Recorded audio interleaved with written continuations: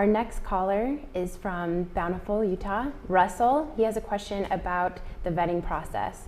Russell, you're on the line with Senator Lee. Hello, Russell. Yeah, hi, Senator Lee. Thanks for taking my call. Basically, in the Washington Examiner, the president had made two statements that I find kind of troubling.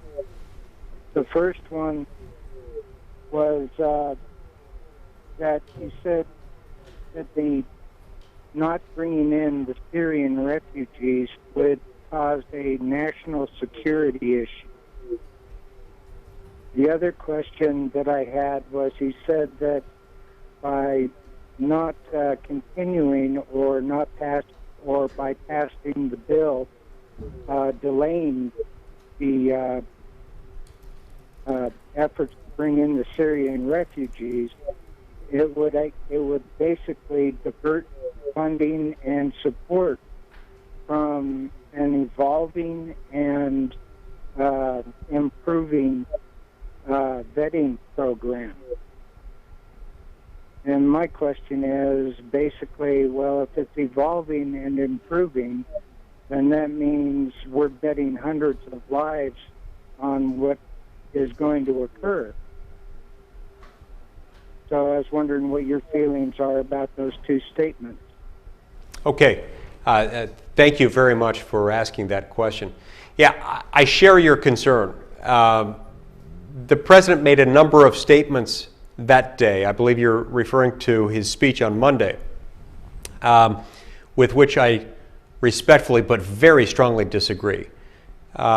First of all, I don't share President Obama's blind and almost unlimited faith in government. Now, governments are necessary, to be sure, and our government does a number of things well, but it is not omniscient, it is not omnipotent. It's neither all-knowing nor all-powerful, and it lacks the capacity to discern good intentions from bad intentions. In some cases, it might be able to ferret some of those out, but when we're dealing with a flood of refugees from a part of the world that is very dangerous, a part of the world known to contain people who are absolutely bent on securing the destruction of the United States of America and everything we stand for, we can't afford to take chances, not on this scale, not right now, not on my watch.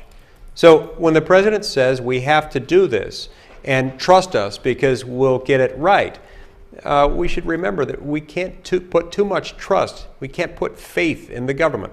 Government consists of fallible, mortal human beings who are working for their fellow citizens but don't always get it right. And so the president's simply wrong to suggest that somehow the risks aren't all that high and that we can protect ourselves against them to the point that Americans have no reason to fear. Now, as to the other part of your question, with respect to President Obama's suggestion that somehow this would make us less secure, it would make us less safe if we did in fact suspend our receipt of Syrian refugees. I don't know what he's talking about. That is completely illogical to me. I don't understand on what planet, in what universe, that could possibly be the case, that we would somehow become less safe by taking the more cautious approach.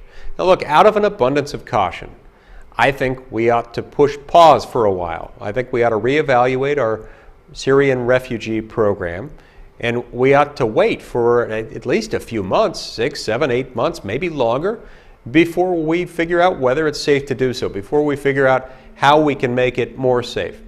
Finally, if, as the president is suggesting, we're improving all the time our efforts in this area, then he's acknowledging that our efforts aren't as thorough as they could be. And I'd rather get it right before we start processing a huge flood of additional Syrian refugees.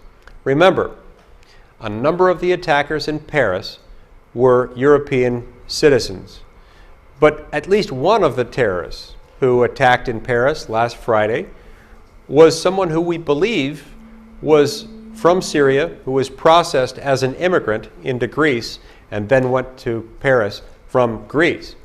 And so if that happened, if other people left Syria as refugees and went to other places in Europe, it could happen with those refugees coming to America. And in fact, we know that it is likely to happen. We're also reminded of the fact that the Boston bombers were taken in not as refugees, but as asylees. While that's a different program, it's a similar reminder of the fact that we've got to be careful. And I want to make sure we get it right. Now, all of this is important to remember that the whole reason we have a refugee program is rooted in compassion. We want to be compassionate. We are a compassionate people. Part of America's proud tradition involves taking in the huddled masses and the oppressed. And compassion is important in government as it is in every other aspect of life. But my number one job when it comes to compassion involves protecting Utahns, protecting the American people, especially Utahns, from those who would do them harm. And so the obligation to first do no harm is very important here, and I take that part of my job very seriously.